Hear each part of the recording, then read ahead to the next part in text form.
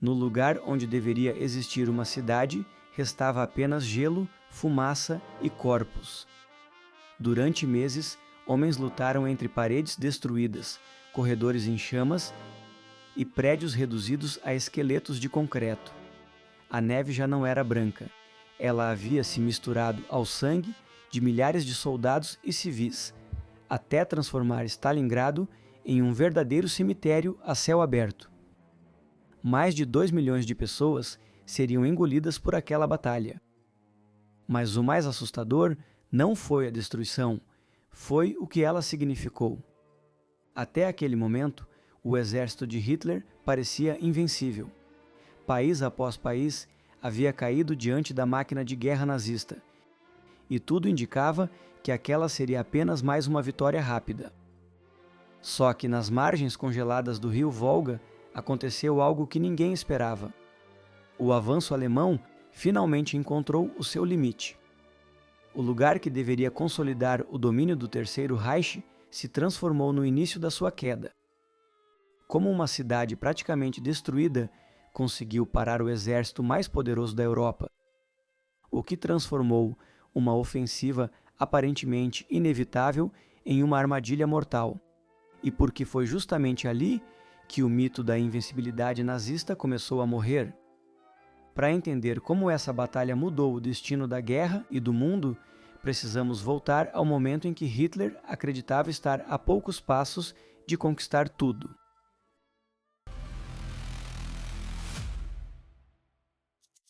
Em junho de 1941, a Alemanha lançou a maior invasão terrestre da história, a Operação Barbarossa.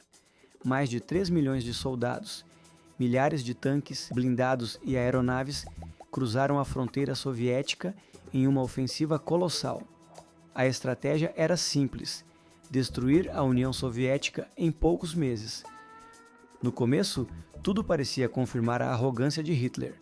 Cidades inteiras caíam em uma velocidade assustadora. Divisões soviéticas eram cercadas e aniquiladas. Centenas de milhares de prisioneiros marchavam rumo ao cativeiro. Parecia apenas questão de tempo. Mas então veio Moscou, e com Moscou veio o inverno.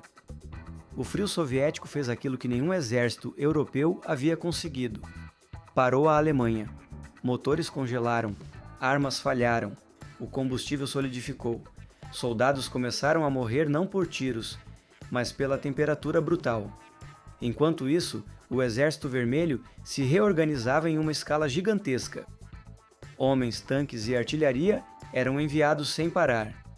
O avanço alemão travou, e foi nesse momento que Hitler tomou uma decisão desesperada. Em 1942, ele mudou o foco da guerra. Seu novo objetivo era o sul da União Soviética. O verdadeiro prêmio era o petróleo do Cáucaso. Sem combustível, a máquina militar alemã simplesmente não sobreviveria. Tanques, aviões, caminhões, tudo dependia disso. Mas entre Hitler e o petróleo havia um obstáculo: Stalingrado. A cidade estava posicionada às margens do rio Volga, uma das rotas logísticas mais importantes da União Soviética. Por ali passavam armas, comida, reforços e combustível. Tomar Stalingrado significava estrangular a capacidade soviética de continuar lutando. Mas havia algo ainda maior: o nome. A cidade carregava o nome de Stalin. Conquistá-la seria um golpe psicológico devastador. Não era apenas estratégia, era humilhação, propaganda, era orgulho. A partir daquele momento, Stalingrado deixou de ser uma cidade. Ela se transformou em símbolo, e guerras travadas por símbolos raramente terminam sem carnificina. Em agosto de 1942, o céu de Stalingrado escureceu, não por nuvens, por bombardeiros. Centenas de aeronaves alemãs despejaram toneladas de explosivos sobre a cidade. O som era ensurdecedor. Prédios inteiros desabavam em segundos. Ruas desapareciam sob fogo e concreto. Civis morriam soterrados, queimados, mutilados. Em poucas horas, Stalingrado virou um cenário apocalíptico. Mas foi justamente essa destruição que transformou a cidade em uma armadilha para os alemães. Os escombros bloquearam tanques. As ruínas criaram esconderijos. Cada prédio destruído virou uma fortaleza. E a batalha mudou de escala. A guerra passou a ser travada metro por metro. Um corredor, uma escada, uma janela, um cômodo. Havia combates em que soviéticos e alemães ocupavam andares diferentes do mesmo prédio. Em alguns pontos, o inimigo estava a poucos metros, separado apenas por uma parede quebrada. A luta se tornou brutal. Granadas lançadas por corredores, disparos a queima-roupa, baionetas, facas, mãos. Era a guerra em sua forma mais selvagem. A famosa frase soviética dizia: "Não há terra além do Volga. Ou venciam ali, ou morriam ali." E então o inverno chegou. O frio caiu como outra arma sobre a cidade. Temperaturas letais congelavam dedos, armas e corpos. A fome começou a matar silenciosamente. Homens lutavam sem dormir, sem comida e quase sem esperança.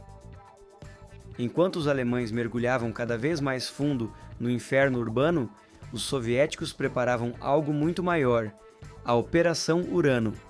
O plano era brilhante. Em vez de atacar o centro da batalha, o Exército Vermelho mirou os flancos. As laterais da 6ª Armada Alemã eram protegidas por tropas romenas, italianas e húngaras, muito menos preparadas. Em novembro de 1942, o ataque começou. Milhares de soldados soviéticos avançaram ao mesmo tempo em duas direções. Tanques atravessaram as linhas defensivas. A artilharia esmagou posições do eixo. As defesas colapsaram rapidamente. Em poucos dias, o cerco estava fechado. Mais de 250 mil soldados alemães ficaram presos dentro de Stalingrado. Foi nesse momento que a batalha deixou de ser uma ofensiva alemã e se tornou uma sentença de morte. Os comandantes pediram retirada. Hitler recusou. Sua ordem foi absoluta: ninguém recua. A 6ª Armada deveria resistir até o último homem. Essa decisão mudaria a guerra. Encurralados, os alemães passaram a depender de suprimentos aéreos. Mas era impossível. A Luftwaffe prometeu abastecimento. Falhou. A comida acabou, a munição diminuiu, o combustível desapareceu. O frio fazia o resto. Soldados começaram a morrer congelados dentro de prédios destruídos. Outros morriam de fome. Alguns já não tinham força nem para segurar a arma. Stalingrado se tornou uma máquina de moer homens. O moral alemão desmoronou. A cidade, antes objetivo de vitória, virou prisão. Em janeiro de 1943, tudo havia acabado. O marechal Friedrich Paulus, promovido por Hitler na esperança de que cometesse suicídio em vez de se render, tomou uma decisão histórica. Ele se entregou. Mais de 90 mil soldados alemães foram capturados. A 6ª Armada, uma das mais poderosas forças militares da Alemanha, havia deixado de existir. A invencibilidade nazista morreu sob a neve. Stalingrado não foi apenas uma batalha. Foi o instante exato em que a guerra mudou de direção. Até então, Hitler parecia imparável. A Europa havia sido esmagada. A Alemanha parecia destinada à vitória. Mas nas ruínas congeladas daquela cidade, o mito foi destruído. Pela primeira vez, o mundo viu a máquina nazista sangrar e, mais do que isso, viu ela quebrar. A partir dali, a União Soviética assumiu a iniciativa da guerra. O Exército Vermelho avançaria sem parar rumo a Berlim. Stalingrado não encerrou a guerra, mas decretou o começo do fim. Nas ruínas congeladas de Stalingrado, não caiu apenas um exército. Caiu a ilusão de que o Terceiro Reich era invencível.